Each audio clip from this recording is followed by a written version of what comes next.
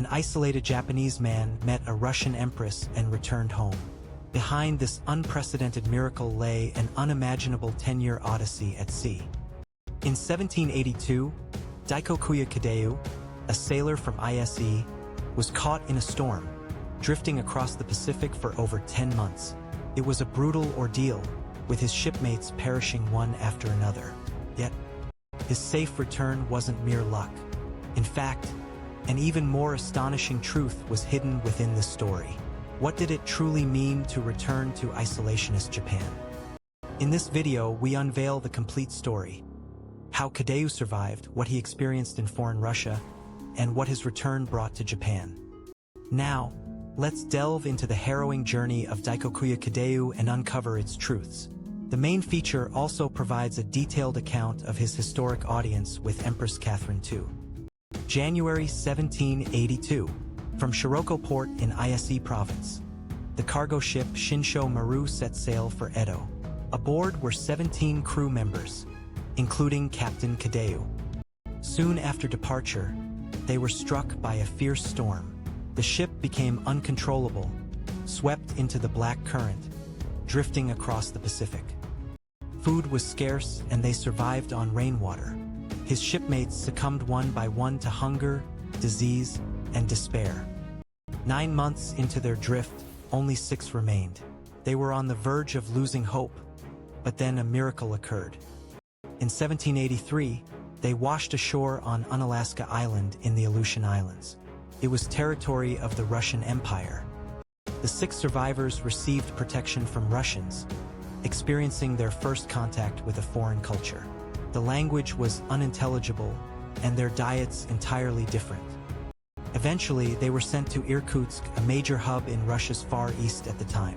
Life there proved even more arduous. They were forced to convert to Russian Orthodoxy and learn Russian. Stripped of their freedom, they yearned for home. Their numbers dwindled further, leaving only 3 survivors, including Kōdayū. A return to their homeland, Japan, seemed hopeless.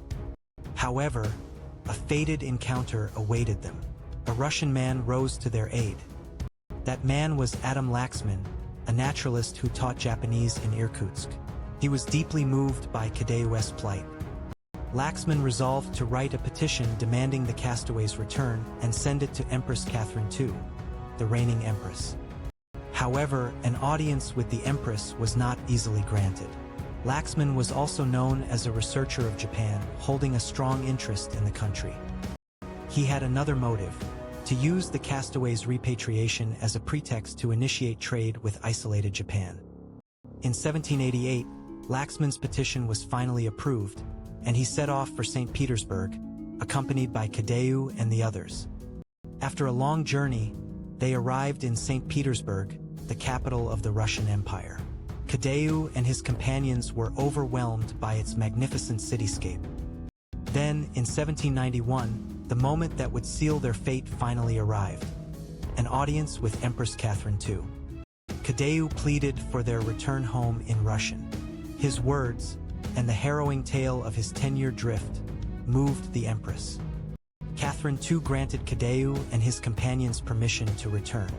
Furthermore, she ordered Laxman to accompany them to Japan as an envoy. The empress's objective was to use the castaways' repatriation as a pretext to open a gateway for trade with isolationist Japan. Kōdayū had become a diplomatic card. In 1792, the Laxman expedition, accompanied by Kōdayū and his companions, set sail for Japan, leading Russian warships. It was their journey home after 10 long years. In October of the same year, they arrived in Nemuro, Izoki. For Japan under Sakoku, the arrival of a foreign ship was a grave matter. The shogunate struggled with how to respond. While Kōdayū's return was welcome, allowing a foreign ship to enter port would violate national prohibitions. Ultimately, the shogunate permitted Kōdayū and his 2 companions to disembark, but refused entry to the Laxman expedition and rejected their trade demands. Though Kōdayū was allowed to return, he underwent thorough interrogations about his time adrift, and his movements were severely restricted. He had an audience with Shogun Tokugawa Ienari, reporting on his overseas observations. This information became valuable knowledge of world affairs for isolationist Japan. However, interaction with common people was forbidden, and he remained under the shogunate's protection until his death. He could not freely speak of his foreign experiences. His return is also said to have provided Japan with an opportunity to encounter foreign culture and technology, influencing later arguments for opening the country. Daikokuya Kōdayū's journey was more than just a castaway's tale. It was a historic event where different civilizations made contact, breaching the wall of Sakoku. His turbulent life would continue to exert a quiet yet significant influence on Japan's foreign policy in the years to come. How did Kōdayū survive? He overcame the harshness of the drift and adapted to foreign culture in Russia, enduring his ordeal. What did he experience in foreign Russia? He endured forced conversion and labor, finding hope for his return through his encounter with Laxman. And what did he bring to Japan upon his return?